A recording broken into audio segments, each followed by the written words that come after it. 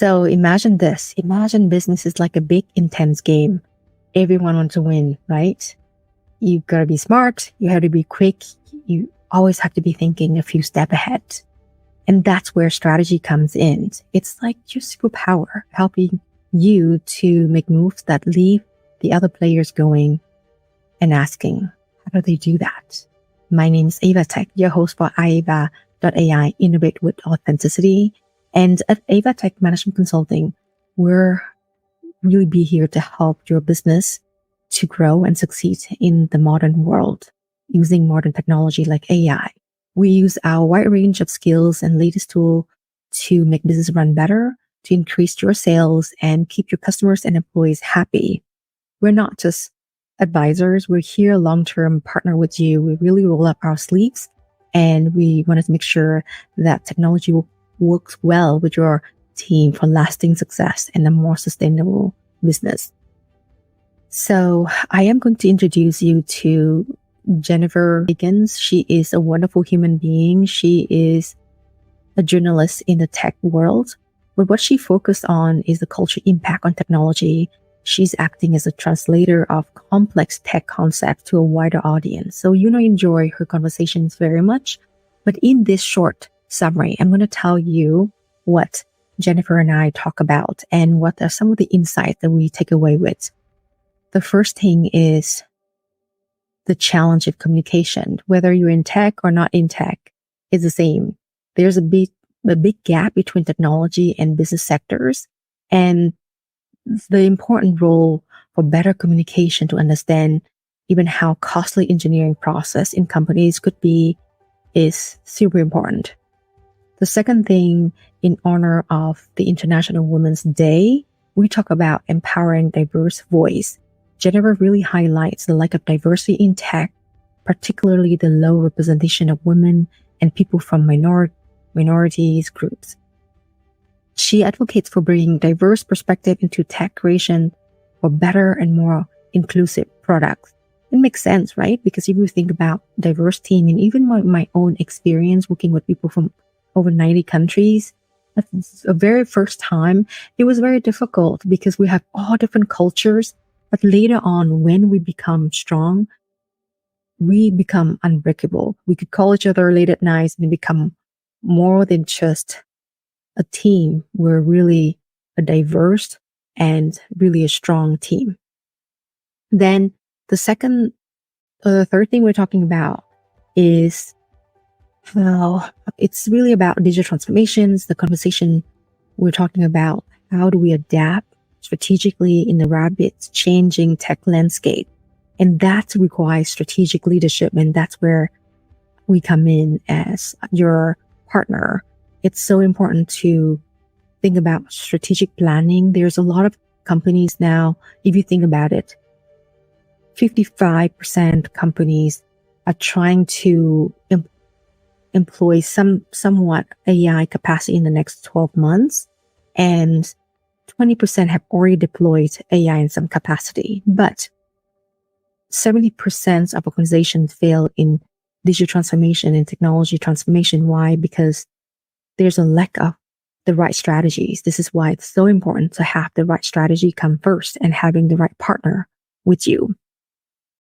The next thing we're also talking about is strategic leadership, and that's including hiring practice. There's a need for more inclusive hiring practice in tech. For example, considering non-traditional education backgrounds and providing training opportunities. And I am doing my doctorate in strategy innovation. I value education very much, but as someone who's teaching university students, I'm also bringing all my experience from the corporate world into teaching university students to think more critical, to really help them to learn how the tech world was working. And so that when they go out there, they improve their communications, they improve their level of curiosity, and they also learn how to ask critical questions. You wouldn't believe, but there's so many times when I'm working with clients and they even told me, Ava, I wish I could ask better questions. I wish I could know how to ask questions like you do, but we all learn it. It is a practice, and leaders need to learn even more than ever when we're dealing with complex and unstructured problems and challenge. We need to be able to ask better questions to our team so that they can help us. And that leads to the next point we're talking about. We're talking about valuing asking questions. So in order to ask better questions, if you think about Netflix, the culture is that if you see something, say something. And if you're not saying something that could put you at potential risk, it's considered you're not really a team player. So value asking questions. That is the way for organizations to reduce risk and to really asking the right questions and bringing that design thinking, the empathy in understanding the users, your customer need is important in tech development. But in order to ask the right questions, it's important to really create a culture where people can freely ask questions and not worried. And this is for you, all of you women leaders in large companies or in any size company you're in. It's important to continue to brand and network even within your companies. So think of that as you're rolling out your own product. So having that lens and reach out to your coworkers, your leaders, really understanding what strategic initiatives are happening in your companies is very important. So these are the few things that you're going to be hearing what Jennifer and I will be discussing. And before I finish, I just wanted to add in that yesterday I was speaking at the Voice of the Women Summit in honor of the International Women Days. And beyond just networking and branding ourselves inside of your organizations and outside organizations, it's really important to create concept even within yourself, or not creating, but employing the concept of blue ocean. So blue ocean is thinking about how can we think outside of the box? How can we create new opportunities that doesn't exist there rather than competing with the same opportunities that exist in the market already? So for that, the first thing that you can do is to make sure that you look for those hidden chances. You look for what problems are there to be solved. Are they worth solving? And really keep asking questions and really questions everything. And then the second thing is you bring in your unique experience, your holistic experience, and bring in all the experience that you have from different sides of you. And the third thing is to stay nimble and adaptable, because as you know, the world is changing so fast.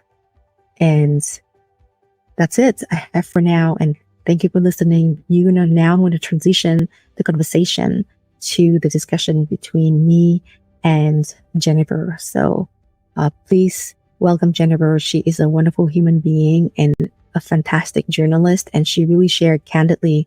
So see you soon. Thank you for listening to IwA, Innovate with Authenticity.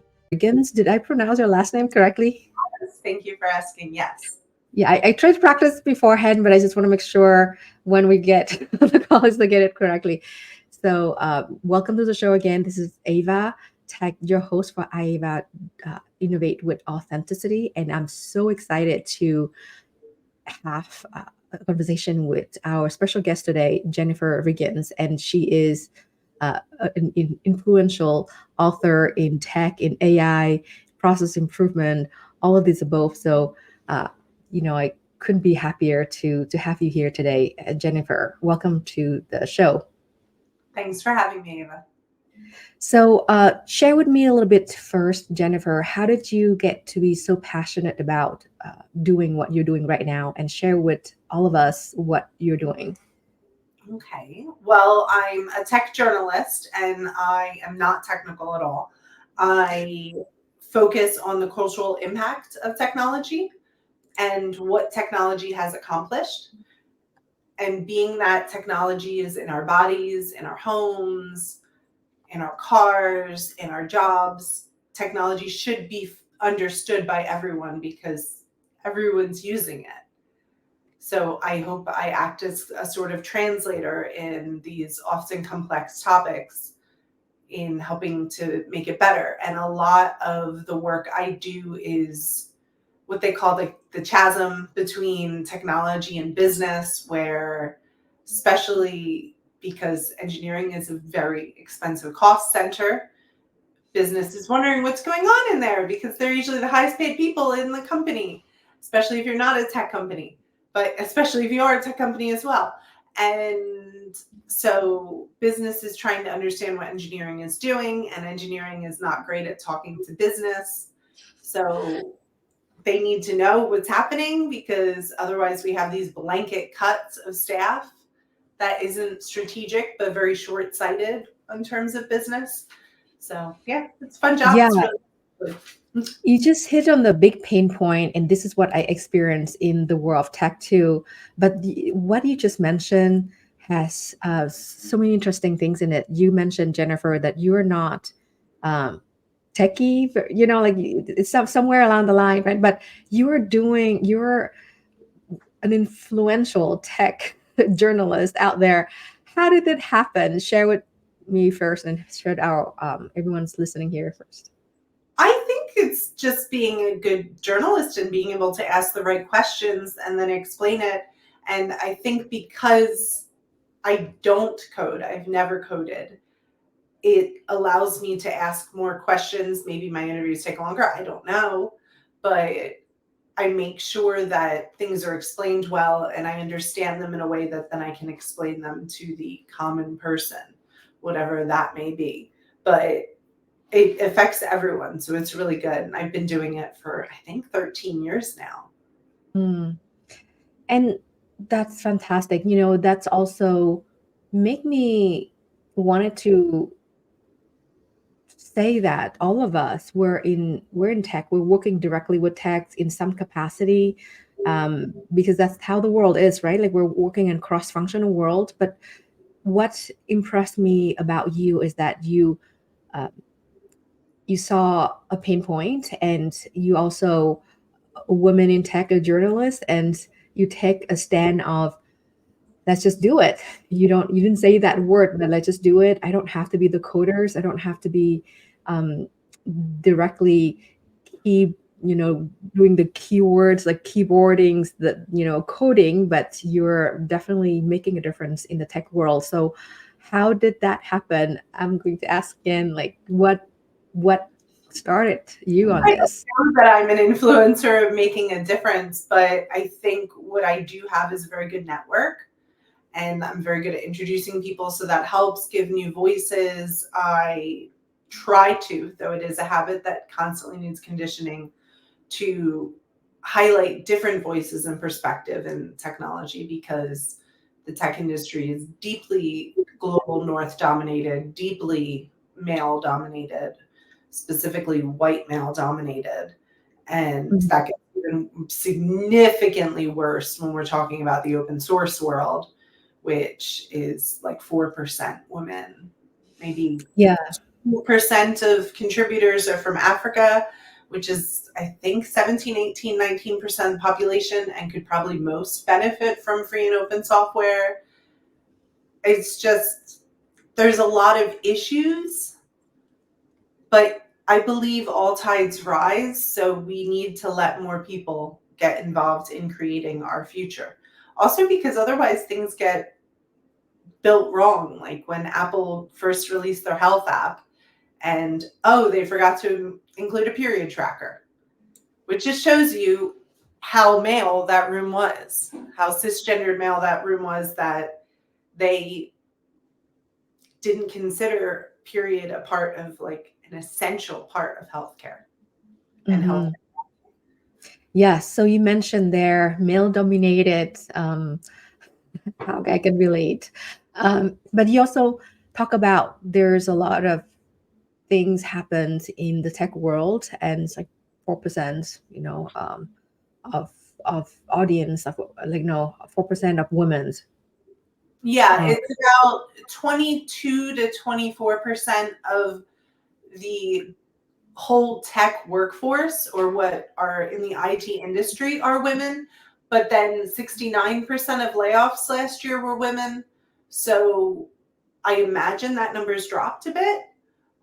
Though same with this year, well, I guess last year now because we're in 2024, but 2023 saw investment in Black startups go from abysmal to like 0.002% because now it's not cool. It was performative for the last year and a half or 2 years and a bit longer since Me Too and because Black Lives Matter and things, because it was an employee's environment for a couple years where everyone was rushing, probably most likely overhiring because they could in a cannibalistic way.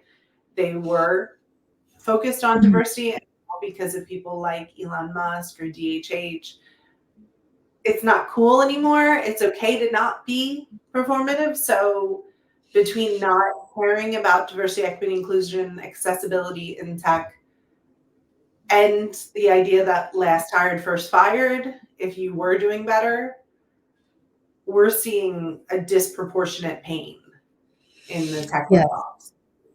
Yes, we see. So let's talk about this. This is such a hot topic, right? Like you mentioned, about is that 20% of of women's are in tech, but then 69 around 68 69 laid offs are women, and that sounds crazy to me. Thank you for sharing that. That was a US statistic. I can't speak for Europe. Labor laws are more stringent, but given the chance to just lay people off, which is much easier in the US, that is what's happening. Yes. So share with me your story. This is the statistics. You're a journalist.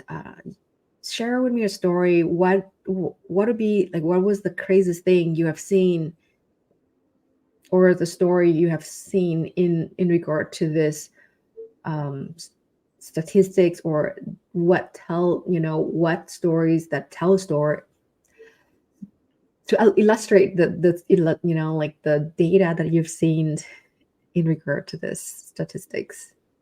It's not so much of a story, but my network is filled with it. Anybody that works in DI as well, these are the roles, since we're cutting those roles, and those are predominantly women or people of color or people from minoritized groups, they're also being laid off.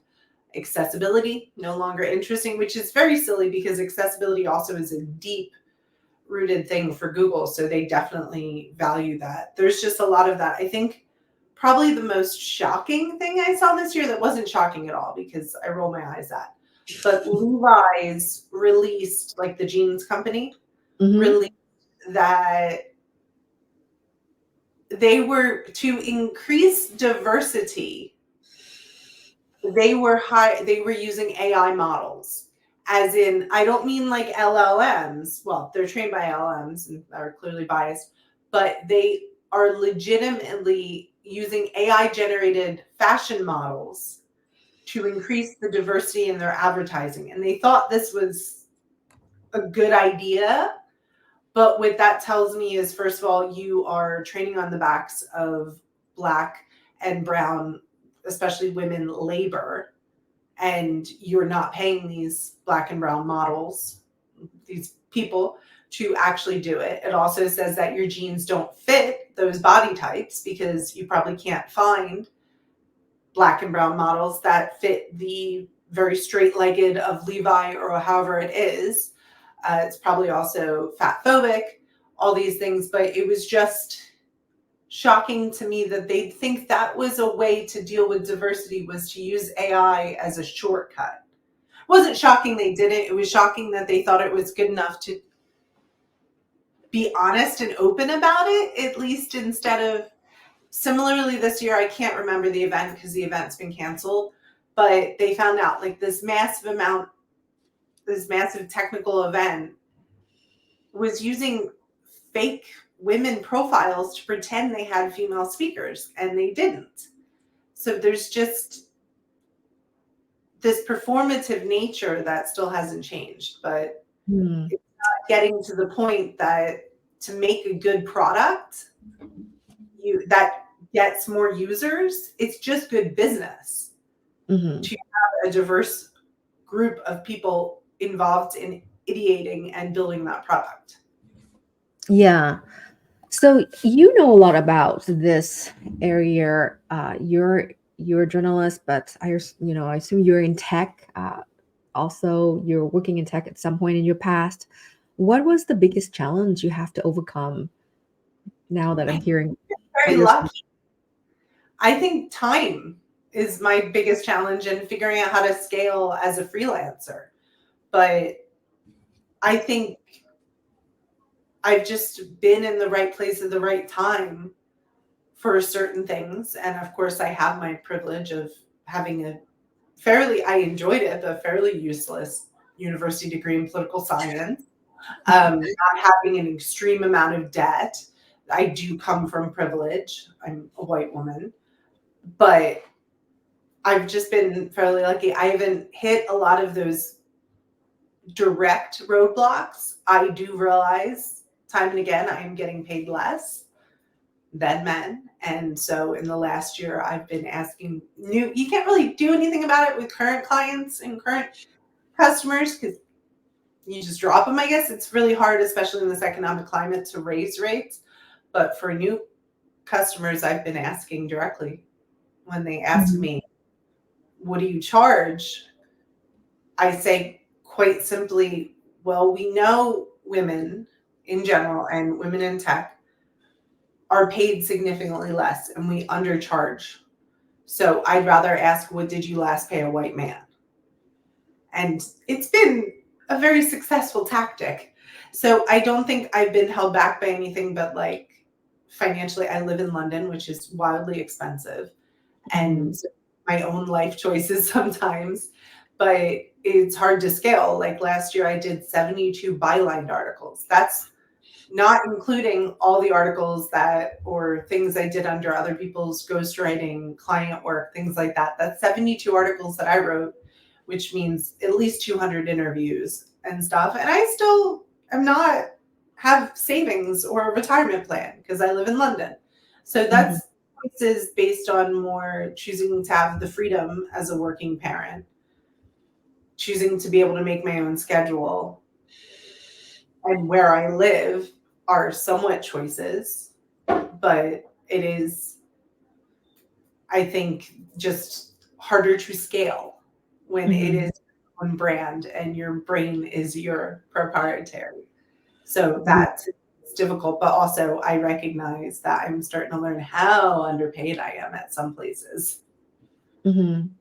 Mhm. So it's thank you for sharing that, Jennifer. Thank you for being open and sharing that. Um, so there's a lot from what you've said there. You mentioned the kudos to you, first of all, to be able to, like the strategy or the tactic, however you call it, but to be able to really ask bold questions, right? So that helped. It's Um, privilege too, though. Like yeah. Americans from the start are put in front of the classroom. Like public speaking is one of those values that's intrinsic to our educational system. And that is a privilege and a benefit that I'm more able to talk. And I'm not an introvert and I'm Mhm. not neurodivergent, which are all in this circumstance puts me in a Yes. better to negotiate. And yet still I'm getting underpaid. Mhm. It's so interesting what you've just said, and I also teach at one of the university in Texas here, and this is what I'm all about, right? Like I teach, business communication, and especially for minority students, I, I'm working in collaboration to bring in AI and into my classroom, really help students to learn how to express themselves. Just like you said, that was a benefit of the education because I've seen that too in the corporate world. I coach clients, um, executives, and a lot of time they're like, "Wow, I wish I know how to ask questions, how to ask better questions." Some leaders even come to me and say, "Ava, I've been successful because I've been providing the solutions, but when things get so complicated, what do I do?" And I told them, well, what about asking questions, asking better questions so that you can leverage your team? So you just hit something that I'm passionate about. So this is why coming from design thinking, I wanted to help clients to learn even to ask questions, because we didn't learn that very, we could learn more of that. So using AI to really help them, not generative AI, it's more like instructional AI, so that students don't really see the answers, but they have to come up with the answers. And we created like curiosity skill set. But based on that, what is the best thing that has happened to you since you started? I mean, the relationships I've made, like, I happen to be part of a really rich community that I'm privileged enough to know enough people, because the sheer job is my job is asking questions, that when someone's looking for something, I often know that the person that can be that answer. Again, not scalable and not financially like the greatest. Like, I'm not. This is typically free labor I'm putting out there, which I do recognize is a privilege unto itself. But I am very fortunate by the network I have and the network I've built, and being able to introduce people, and the belief again that all tides rise. So helping people is beneficial to everyone. So definitely that's been the best part of Yes, my. well, you build it and you've earned it. So what advice do you have for mid-sized companies who have women leaders, as we're facing the world's like in digital transformation that's changing so fast? How can we tackle, like, how could you help, like, what advice you have for women leaders in the tech world to scale up, but also think about the important topics that we talk about, like, diversity, equity, inclusion, and even neurodiversities? Don't forget, you're probably working more, work less, work more smartly, because you statistically are working more. I even see at the NHS here in the UK National Health System, female doctors are so much better. Like, women doctors are so much better, but they're also burning out at higher rates because they're not on the timer for 10 minutes or less at a GP, things like that. So you are working more. Maybe don't look at it as a competition to be the only woman in the room. I think that is one of those things that's kind of put upon us. Imposter syndrome, again, I think it's kind of a BS thing. I think it's imposition syndrome, where we're putting on to people that are in the minoritized groups, basically not the global north males or Southeast Asian males in tech are the predominant groups. But if you're not part of that, there's this idea you must have imposter syndrome. You shouldn't. That's coming from somewhere else. You have the skill set. Anytime a woman, or especially a Black woman, reaches a role, she's wildly more qualified. She's applying for a job. They say the statistic is somewhere around, a man will apply for a role if he meets 60 or 65% of the requirements, a woman only 100%. That's ridiculous. No one's meeting the requirements because job descriptions suck nowadays and are just dumping far too much stuff on it. Look for aptitudes in people, try to work with people, and I guess the best way to make your job secure in these insecure times is to constantly network, even within your organization. Reach out across silos, make sure you work with different departments, make sure you're known.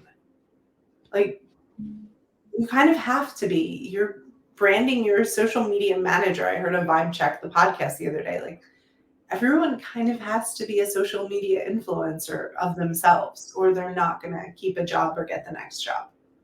Which is nuts. But especially in your internal communication, whether it's your company Slack, or there's ways to reach out to different departments, especially reach out and help bring up other people if you can, if you have the time and energy to do that.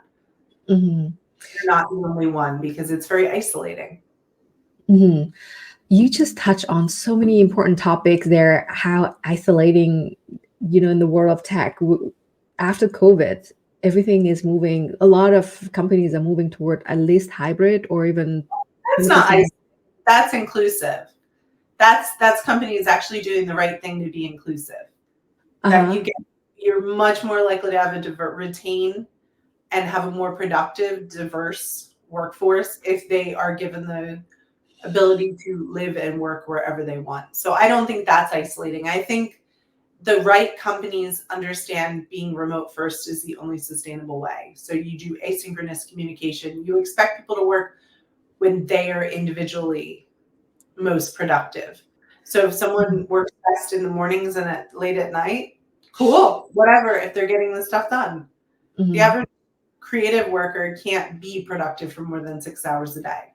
So why force them into an office where you need to pay them more because they're going to be spending all this money on commuting?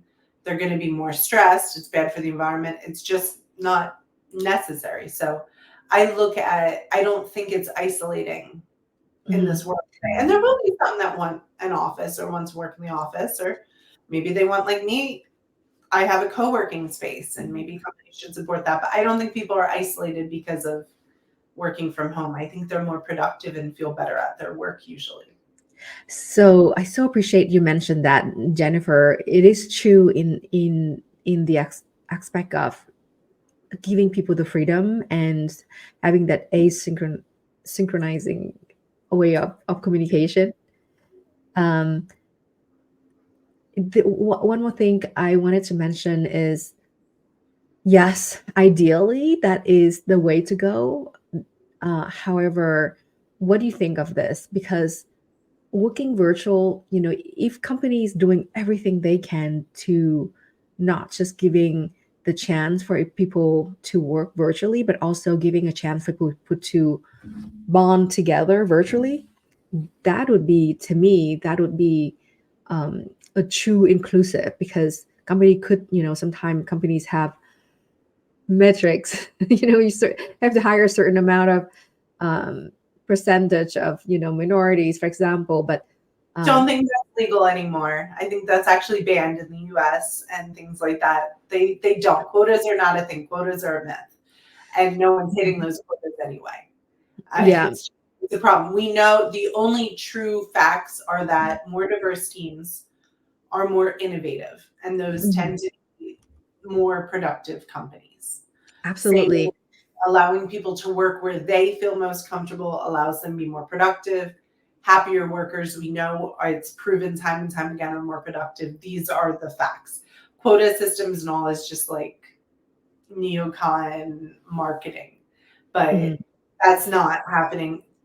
I don't even hear of companies setting goals like that. They may do an OKR that's something like, we want more diversity or something, and like they want to hire, but it's just not happening that way. It's a pipeline problem anyway, and it's a leaving problem. So I don't think that's an issue. And then for organizations, whether it's in an office or online, they just need fewer meetings. Like, the meetings are people. It's disrupting. We know across the board, especially when we're talking about technology companies, they're so focused in the last year on developer productivity because the tech stack is far too complex. And with this idea of DevOps, there's no way that someone could really understand every step of the tech stack, and add to that smaller teams, because of tech layoffs, are dealing with more complex technology. So looking to optimize teamwork and division-wide work for productivity is great, but there's no secret with an individual person, but with an ethos where you create a company that is blameless, that you're not blaming people, you make it safe to make mistakes, you make it safe for people to be their true selves at an organization, not commenting on their hair or their background if they're at a company or at home, what's happening on in the background, things like that. Just letting people do their jobs. So let's make some connections. I'm so glad, Jennifer, you are keeping me on my toes. So there's a few things that, I wanted to circle back. So one thing you mentioned is, yeah, you're right. Like, we all have to brand ourselves especially in this crowded world, and not just the external world, but also within your companies, right? Like especially for women.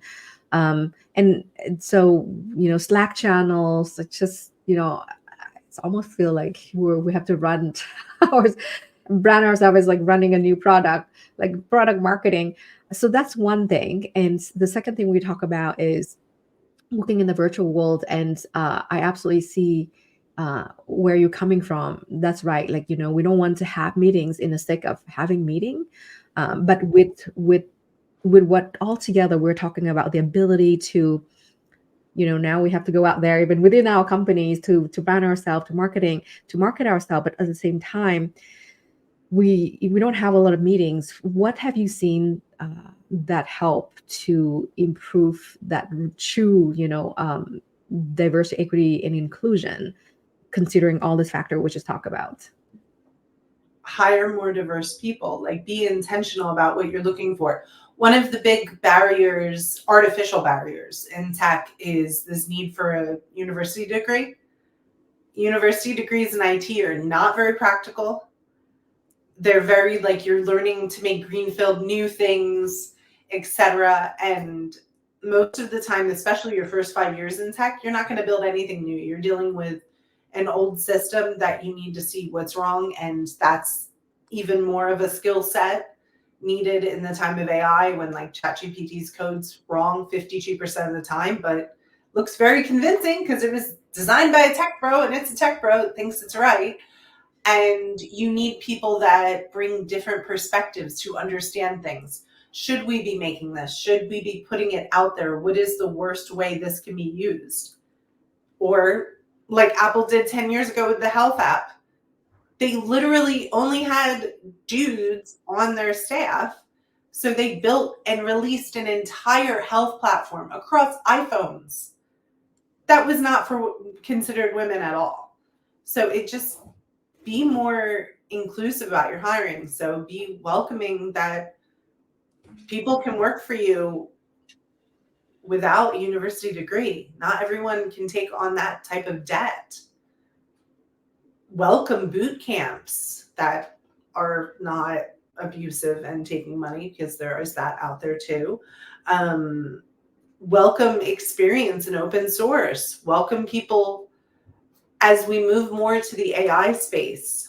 And we're having a couple years where we were having a lot of, yes, for lack of a better word, prompt engineering, where you need to understand the context for the users to build anything with AI, but especially with something publicly facing, who better than people that work in customer support to help design those prompts? People who have the domain knowledge, whether it's building management or banking or whatever, if you've worked in an area, or cybersecurity has millions and millions of job openings that they can't fill. So you need to involve other people into creating security awareness, not just the deeply technical people. Because again, cybersecurity is something that affects all of us. Any of us can fall for a scam or be taken by a scam. So you benefit from bringing more voices and more diverse backgrounds, more diverse pathways on your team, because you make better software. Yes, absolutely. I just interviewed another friend of mine on cybersecurity. It's such a big part of digital transformation now, because, like you say, every company needs to be secured and to be thinking about this. And my experience, even coaching leaders and teams in cybersecurity, and I'm bringing this as like product innovation aspect. And first, we talk about like who is your target audience. And yes, true, it's hard for people to understand it, but I was saying to them, like, we need to anticipate, like, even just the hackers, that could be one of the target. um, Target, I don't know, target market is not the right word, target customer is not the right word, but target persona, because we all have to think about how we can anticipate what's happening before it happened. Because with cybersecurity, if you're only one step behind, then it's a little bit too late, right? So it's really honing your idea, hiring more diversity, and train people. willing to train people. If there's Mhm. 3.4 million job openings in cybersecurity, where are those jobs coming from? You can't just only hire senior developers for everything. Mhm. Every job description, we're back to a more competitive market for jobs, where every job Mhm. description is 5 or more years experience. Mhm. When are we bringing more people up into? Why are we not training people anymore? Where did that ethos go that we've gotten this idea that a developer is only giving you 18 months top at a company, so you're not going to invest in them? Trust Mhm. me, especially Black and brown women I speak to, the number one thing time and again they're looking for at a company is that they're investing in training you. They're investing Mhm. in your future, because otherwise you're just another person that's another cog that's not going to feel welcome. And that's why the tech leavers problem is so strong in these communities, because we're sold now. We're sold a steady job and all, but then when you get there, you're not welcome. Mhm. It literally, like, I'm feeling emotional hearing about this because these are the topics that I face with every day, partnering with organizations to do digital transformation. Like when you mentioned train people, it literally gave me some visceral kind of reaction, and it in a good way, because training, I do training, and training is important, and training is not everything. I often think coaching is important too, but training absolutely, because if you think about Gallup, like it's just like $500 billion a year that spends,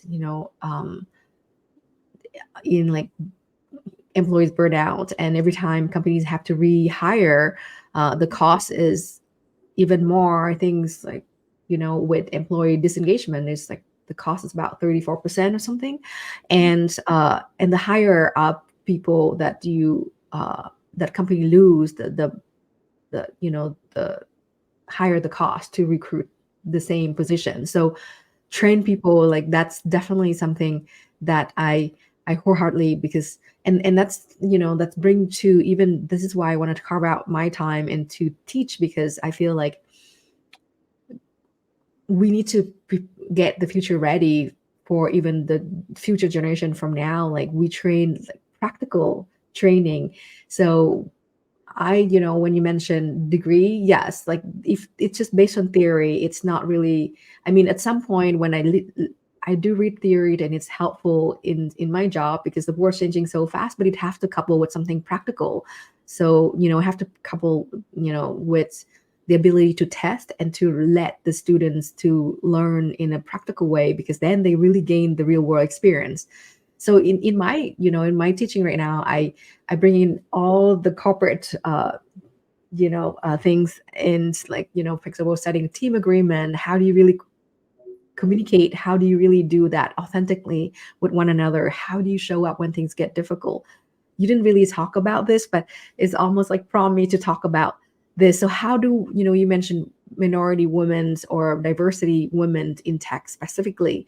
So what are some of your tips, besides, like, brand yourself within even your company? What are some of the strategy that leaders, women in tech, can do to really grow their companies?